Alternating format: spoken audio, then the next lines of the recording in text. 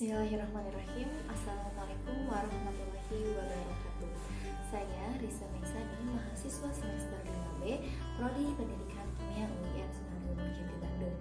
Di sini saya akan memaparkan hasil proposal penelitian yang telah saya buat dengan judul Pengembangan lembar kerja berbasis Predict Observe Explain atau POE pada pemanfaatan limbah ampas teh atau Camellia sinensis sebagai pupuk organik cair.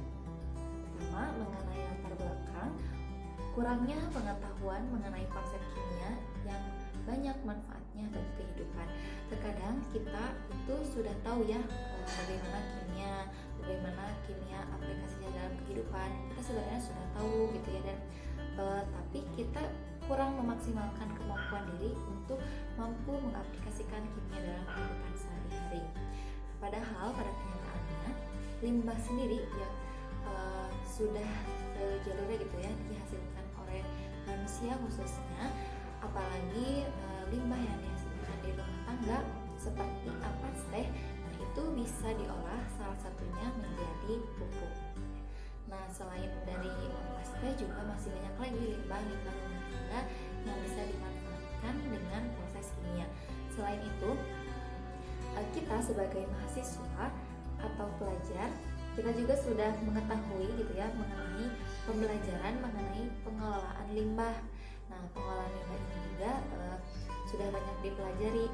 Namun yang menjadi pertanyaannya, kita sebagai mahasiswa atau peserta didik masih kurang paham atau masih belum bisa mengaplikasikan antara teori dan praktik yang seharusnya bisa kita terapkan dalam kehidupan sehari-hari, tapi kita masih bingung harus dengan cara seperti apa. Nah, di sini saya memunculkan ide baru untuk membuat lembar kerja. Lembar kerja yang digunakan itu berbasis POE, Predict, Observe, dan Explain. Nah, kita bisa memprediksi nih apa saja yang menjadi permasalahan-permasalahan di dalam kehidupan. Setelah itu kita mengobservasi. Observasi di sini bisa kita lakukan dengan melakukan percobaan atau eksperimen. Kemudian tahapan explain, di sini kita bisa menjelaskan gitu ya keterkaitan antara prediksi dan observasi yang kita lakukan ataupun teori dan praktik yang kita laksanakan. Nah, di LKPOE ini saya buat sebagai media pembelajaran untuk meningkatkan keterampilan proses sains dan sikap ilmiah peserta didik dalam pemanfaatan ampas teh sebagai pupuk organik cair. Baik, selanjutnya mengenai rumusan masalah. Rumusan masalah yang dibuat pertama, bagaimana tahapan pengembangan lembar kerja berbasis Predict, Observe, Explain atau POE pada pemanfaatan ampas teh Camellia sinensis sebagai pupuk organik cair. Kemudian yang kedua, bagaimana hasil uji kelayakan lembar kerja berbasis Predict, Observe, Explain atau POE pada pemanfaatan ampas teh Camellia sinensis sebagai pupuk organik cair. Dan yang ketiga, bagaimana kualitas produk pupuk yang dihasilkan dari pemanfaatan ampas teh atau Camellia sinensis sebagai pupuk organik cair. Kemudian untuk tujuan penelitian, pertama, mendeskripsikan tahapan pengembangan lembar kerja berbasis Predict, Observe, Explain atau POE pada pemanfaatan ampas teh Camellia sinensis sebagai pupuk organik cair. Dan yang kedua, menganalisis hasil uji kelayakan lembar kerja berbasis Predict, Observe, Explain atau POE pada pemanfaatan ampas teh Camellia sinensis sebagai pupuk organik cair. Dan yang ketiga, tujuan penelitian untuk menganalisis kualitas produk yang dihasilkan dari pemanfaatan ampas teh atau Camellia sinensis sebagai pupuk organik cair. Adapun manfaat penelitian ini, yang pertama, dapat menjadikan alternatif pembelajaran, mempermudah mahasiswa dalam melakukan praktikum, dan meningkatkan kualitas pembelajaran dalam membantu mahasiswa untuk memahami pemanfaatan ampas teh sebagai pupuk organik cair. Yang kedua, memberikan ilmu pengetahuan baru dan alternatif percobaan yang lebih mengefisienkan bahan, waktu, dan biaya. Dan yang terakhir, dapat mempermudah mahasiswa dalam memahami konsep kimia, menganalisis manfaat kimia bagi kehidupan, dan menambah pengalaman berharga. Kemudian, sini juga saya akan menjelaskan mengenai definisi operasional yang menjadi dasar-dasar pada variabel-variabel yang terdapat pada judul proposal penelitian. Pertama, ada pengertian lembar kerja berbasis Predict, Observe, Explain atau POE. Nah, lembar kerja POE ini adalah lembar kerja yang konstruktivisnya itu menjelaskan 3 tahap.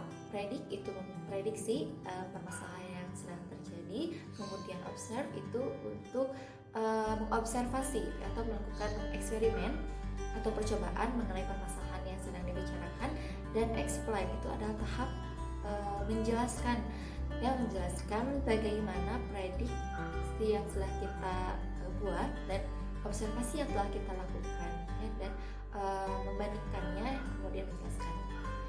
Kemudian ada pengertian ampaste. Ampaste ini adalah satu limbah rumah tangga yang mulai banyak gitu dan membludak karena hampir setiap hari gitu ya di masyarakat Indonesia itu mengkonsumsi air teh sebagai minuman sehari-hari. Kemudian pengertian pupuk organik cair. Nah, pupuk organik cair ini adalah salah satu pupuk yang terbuat dari bahan-bahan organik, bisa dari sayuran atau tumbuhan atau sisa manusia dan hewan yang dibuat dalam wujud cair. Kerangka pemikiran.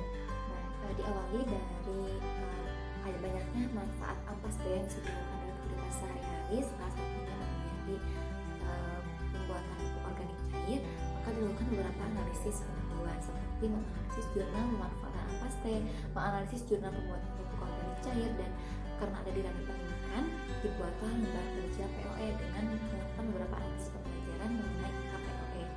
Kemudian membuat langkah-langkah pembuatan pupuk organik cair dari ampaste, kemudian menyusun lembar kerja berbasis POE pada pemanfaatan ampaste sebagai pupuk organik cair dengan acuan langkah-langkah pembuatan pupuk organik sebelumnya. Nah, dalam LKPOE ini dibagi menjadi beberapa tahapan yang di setiap tahapan itu memiliki beberapa indikator lembar kerja. Nah, yang pertama tahapan POE itu ada predik. Nah, predik ini memprediksi pembuatan pupuk organik cair dari ampaste dengan indikator lembar kerjanya seperti mengamati penjelasan dosen dan wacana yang tersedia dalam LK, menginterpretasikan informasi dari wacana, dan membuat prediksi dan atau dugaan hasil akhir praktikum, menjawab soal-soal yang tersedia dalam LK.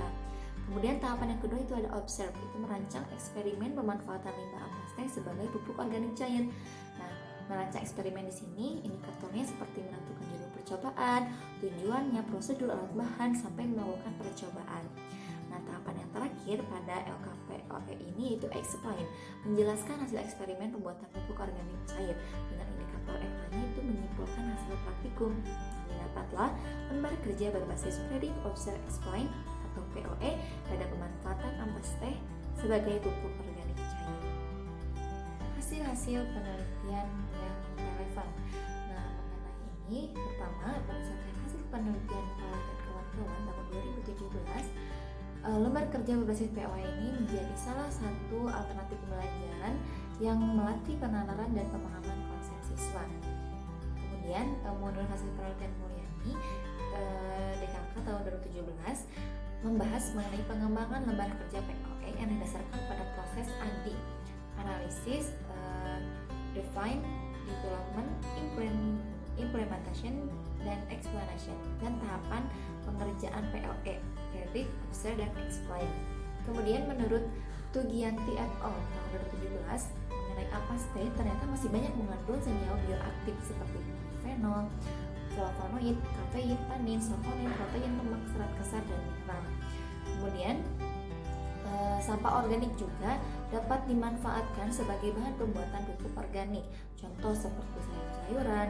Nah, hal ini sesuai dengan penelitiannya Edison Santino Sibuko et al. Pada 2013.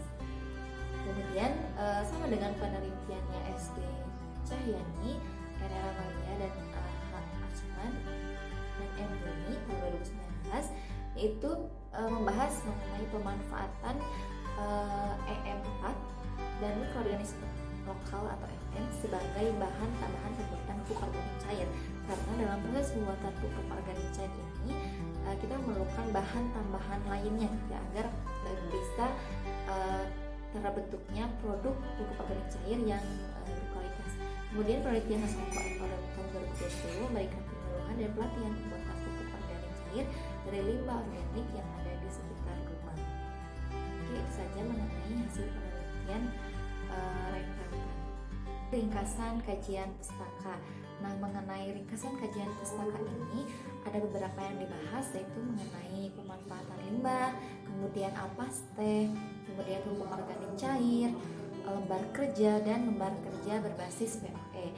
Nah, yang menjadi poin-poin yang ada pada ringkasan kajian pustaka ini menjadi teori dasar untuk keberlangsungannya proposal penelitian, karena banyak sekali materi-materi yang disampaikan untuk proses penunjangan penyelesaian proposal penelitian. Nah, untuk bagaimana penjelasannya bisa teman-teman baca di file Word yang telah dikirimkan, karena jika dipaparkan di video ini mungkin waktunya tidak akan cukup untuk membahas materi yang lainnya. Metodologi penelitian. Nah, metodologi penelitian yang saya gunakan itu pertama desain penelitian, Design Based Research atau DBR. Metode penelitian DBR ini merupakan salah satu metode penelitian yang mengembangkan hubungan antara teori dan praktiknya untuk mengembangkan kualitas dalam pembelajaran. Nah, metode DBR ini digunakan untuk menghasilkan suatu produk berupa LK berbasis POE pada pemanfaatan ampaste atau Camellia sinensis sebagai pupuk organik cair. Kemudian untuk subjek penelitiannya ada 3 orang validator yang merupakan dosen pendidikan kimia UIN Sunan Gunung Jati sebagai validator dalam memvalidasi lembar kerja, dan kemudian ada 10 mahasiswa yang mengambil mata kuliah pengelolaan limbah untuk dijadikan subjek penelitian dalam melakukan uji kelayakan lembar kerja. Adapun instrumen penelitian yang digunakan, yang pertama itu ada lembar angket uji validasi, yang kedua lembar angket uji kelayakan, dan yang ketiga rubrik atau kisi-kisi LK. Prosedur penelitian. Nah, karena tadi metode penelitiannya yaitu Design Based Research, maka untuk tahapan prosedur analisisnya itu menggunakan tahapan ADI, yaitu analisis, design, development, implement, dan evaluation. Nah, pertama untuk tahap analisis, kita biasa menganalisis permasalahan, menganalisis jurnal-jurnal yang relevan mengenai variabel-variabel yang ada pada judul, seperti analisis pembelajaran berbasis LKPOE, pemanfaatan apaste, dan jurnal mengenai pembuatan pupuk organik cair. Kemudian dilakukan tahap perencanaan atau desain, yaitu mengenai uji pendahuluan pemanfaatan apaste, kemudian membuat langkah-langkah pembuatan pupuk organik cair dari apaste, dan menyusun lembar kerja berbasis POE. Kemudian ada tahap penyusunan atau develop.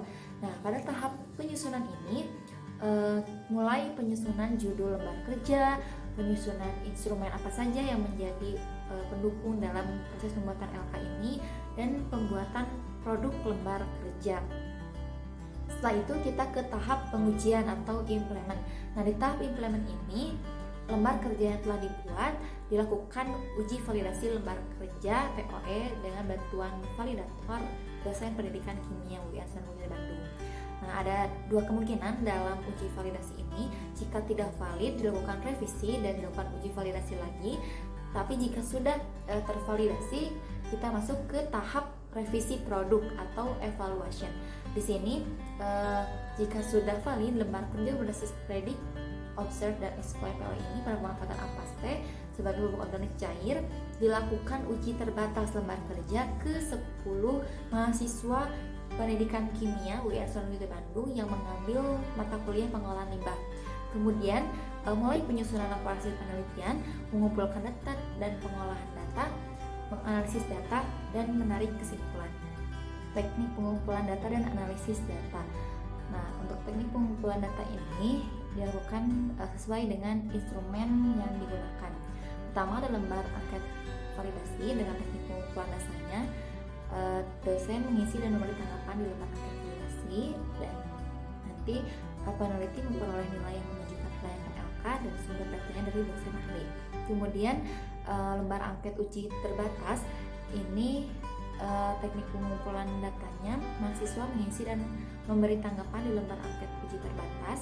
Kemudian untuk data yang diperolehnya, tanggapan mahasiswa mengenai lembar kerja, sumbernya mahasiswa. Dan terakhir itu rubrik penilaian lembar kerja. Untuk teknik pengumpulan datanya, mahasiswa mengisi lembar kerja yang telah dibuat. Nanti peneliti mendapat data nilai hasil pengisian LK yang bersumber dari mahasiswa. Kemudian untuk teknik analisis datanya, dilakukan uji validasi LK dengan rumus yang tertera pada PowerPoint. Nah, dari situ kita mendapat frekuensi jawaban yang diperoleh dengan menggunakan rumus presentasi respon mahasiswa. Kemudian dalam lembar kerja mahasiswa ini mengenai nilai jawaban LK yang telah diatur pada rubrik lembar kerja sebelumnya dan dikalkulasikan dengan rumus skor jawaban yang diperoleh dibagi skor total dan dikali 100. Agenda penelitian.